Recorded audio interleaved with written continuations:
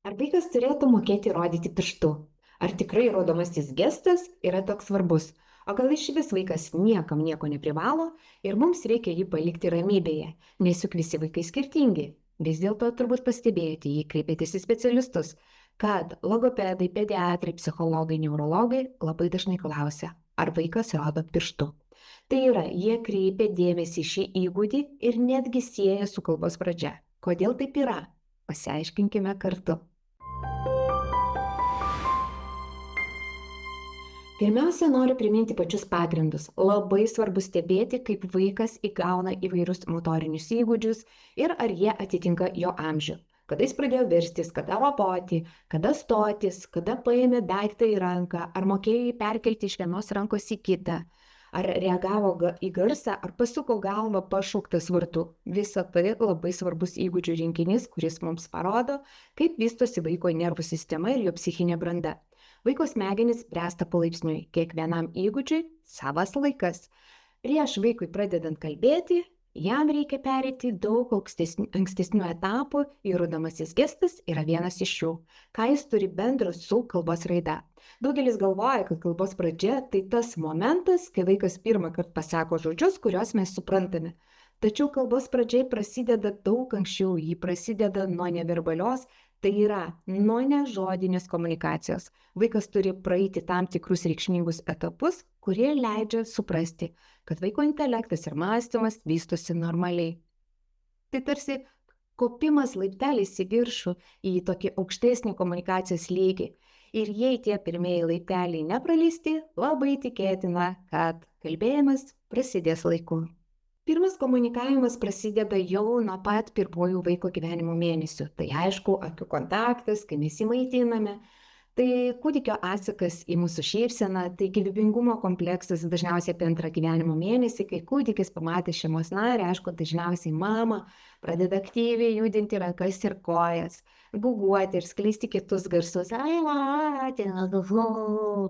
Šis kompleksas rodo, kad vaiko nervų sistema bręsta, atsiranda pirmieji socialinio bendravimo ženklai ir vaikas pradeda kurti ryšį su artimaisiais. Tai reiškia, kad kūdikis aktyviai reaguoja į kitą žmogų kaip į socialinį stimulą, o ne tik reaguoja į išgirstą garsą ar šviesą.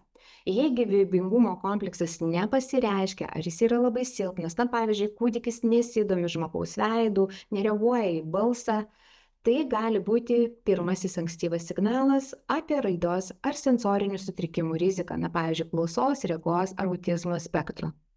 Dar vaikui turi susiformuoti jungtinis arba kitaip bendras dėmesys. Tai irgi ikikalbinis įgūdis. Jungtinis dėmesys tai yra toks įgūdis, tai yra įgūdis paskirstyti dėmesį nuo žmogaus prie daikto arba atvirkščiai, nuo daikto link žmogaus. Pateiksiu pavyzdžius, kad būtų lengviau suprasti. Tarkim, vaikas pasisuka į mamą ir mato, kad mama kažkur žiūri. Jis irgi nuseka žvilgsniu į tą pusę. Arba vaikas nori meškiuko, kurio ten nepasiekia. Jis bando atkreipti mamos dėmesį, išleisdamas kažkokį tai garsą, ar ištiesdamas ranką. Vėl pažiūri, ar mama mato, kur jis žiūri. Mama nuseka vaiko žvilgsnį ir sako, tau paduoti meškiuką. Tas bendras dėmesys jis niekur nedingsta.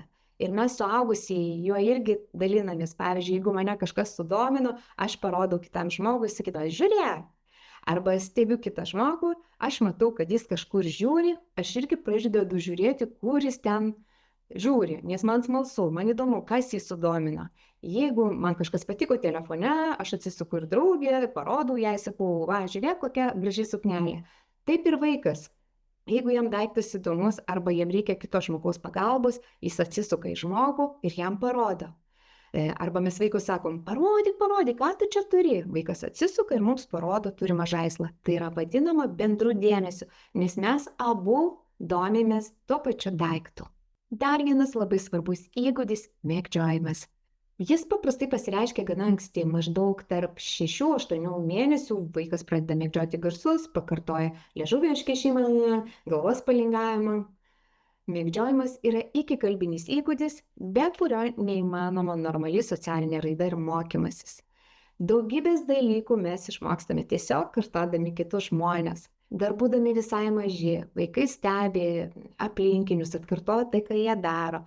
Taip instinktyviai įsisavinami įvairūs garsai ir veiksmai. Pavyzdžiui, vaikas gali pamojuoti atsisveikinamas, duoti 5, pasiūsti oro bučinį.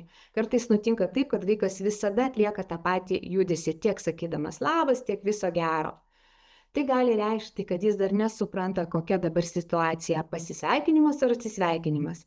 Tada tokiu atveju verta vaikui paaiškinti, žiūrėk, kai jie ateina prie mūsų, mes sakom labas ir pamojuojame, o kai jie išeina, sakome ate.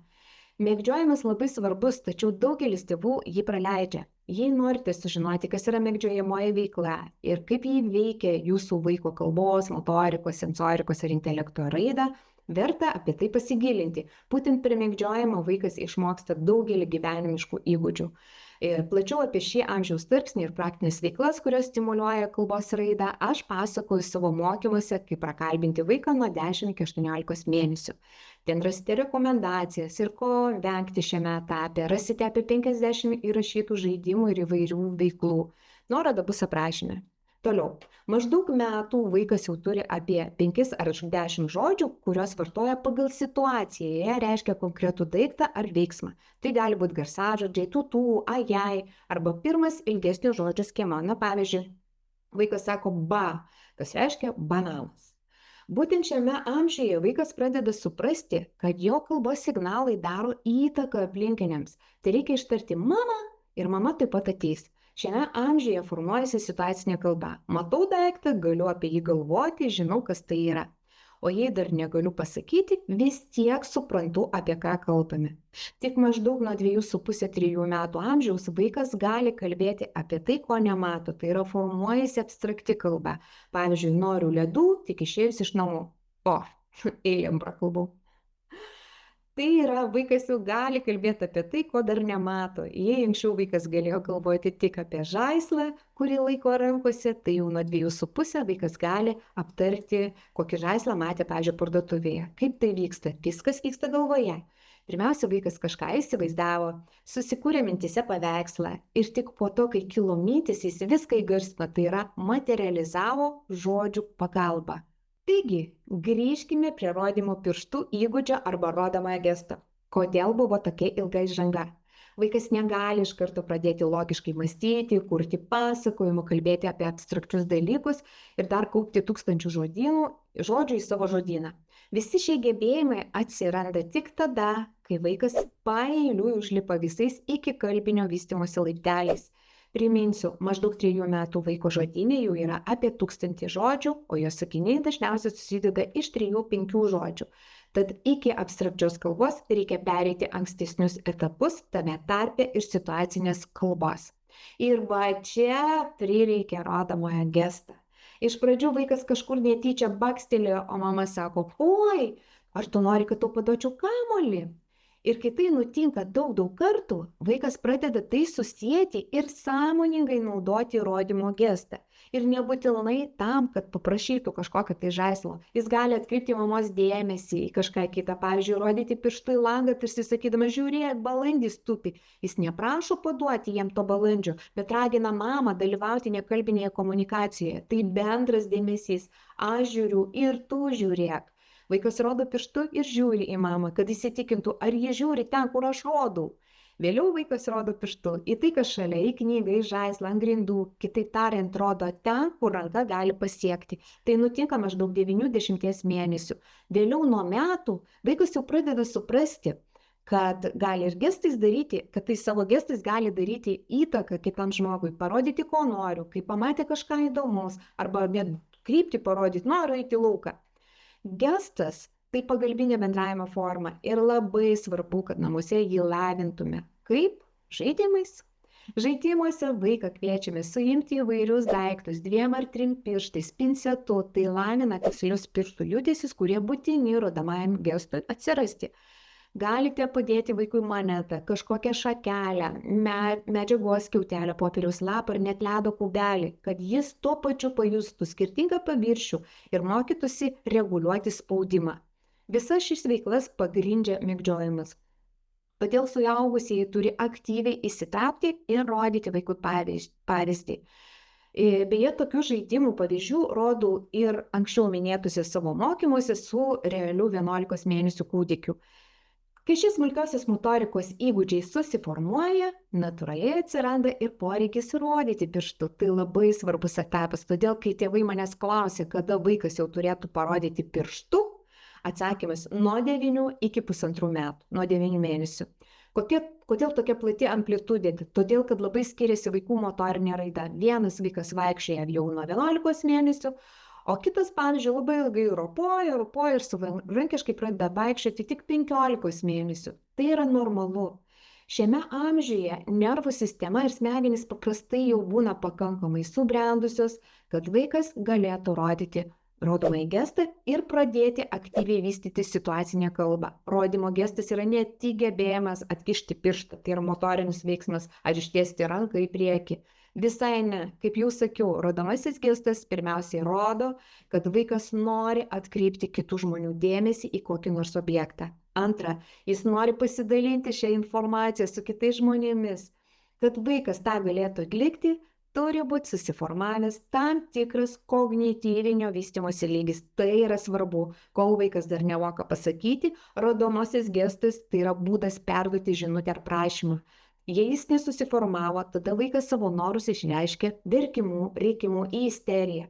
Būna, kad vaikas paima mamą už rankos, priveda prie spintelės ir pradeda verkti, o mama turi atspėti, ko vaikas nori, kad galėtų jį nuraminti. Tai tikrai vargina. Yra manoma, kad tik atsiradus rodomajam gestui, vaikas pradės kalbėti. Ir iš dalies tai yra logiška, nes kol vaikas nekomunikuoja neverbaliai, neraudo delnų duok, nelinksi galvą taip, ne, ar nenaudoja kitus ten kažkokius kūno judesius norams išreikšti, vadinasi, vaikas neturi poreikio perduoti žinučių ir net neįsivaizduoja, kad gali jas pertikti. Tai kam tada reikalinga jam ta kalba?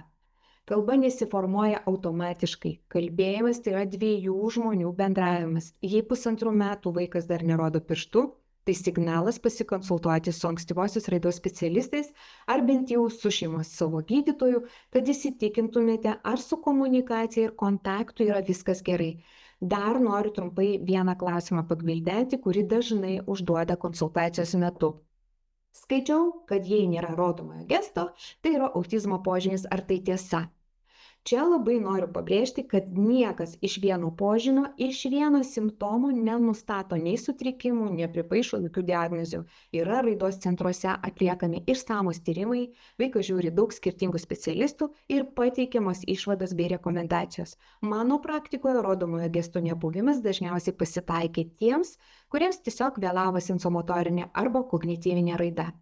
O šiaip apskritai gestus naudoja visi tipiškai besivystantis vaikai, beje ir suaugusieji taip pat.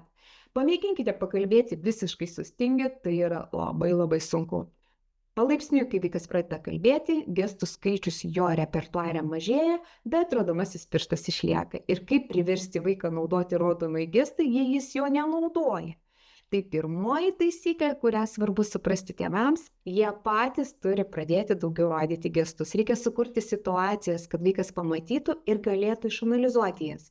Na, pavyzdžiui, jūs ten visi sėdite virtuvėje prie stalo, vaikas sėdi šalia ant savo kėdutės, jūs vyrui ar žmonai ir sakote, prašau, paduok man šitų salotų ir naudojate rodomąjį gestą. Taip mes skatiname vaiką mėgdžioti, tai yra daryti tą patį, ką ir mes. Jei mes patys nedarysime, tai labai maža tikimybė, kad rodymas pirštu atsiras savaime. Ir pabaigai, jei nekalbantis vaikas bendrauja rankom kojom, komunikuoja taip, kaip jam išeina, yra kontaktiškas, mėgdžioja, imituoja judesius, bet nėra tik rodomojo piršto, tai tikrai ne katastrofa.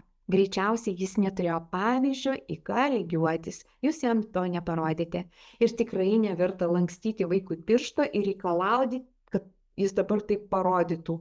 Būna, kad vaikas rodo visų delnų ar kumščių, arba rodo su viduriniu pirštu, kad rodo yra gerai, bet kodėl taip daro, gali būti keletas priežasčių. Pavyzdžiui, neišlavėjusi smulkioji motorika, neišlavėjęs kūno padėties suvokimas, motorinio planavimo sunkumai ir kitos priežastys.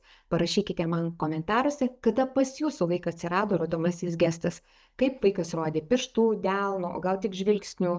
Ar tuo momentu atsirado kalbėjimas garsažodžiais, ar bent jau žodžių užuomazgomis. Man tai tikrai yra labai įdomu. Aš tikrai paskaitysiu jūsų pasidalėjimus. Na, o aš atsisveikinu. Ačiū, kad žiūrėjote. Susitiksime už 2 savaičių. Iki!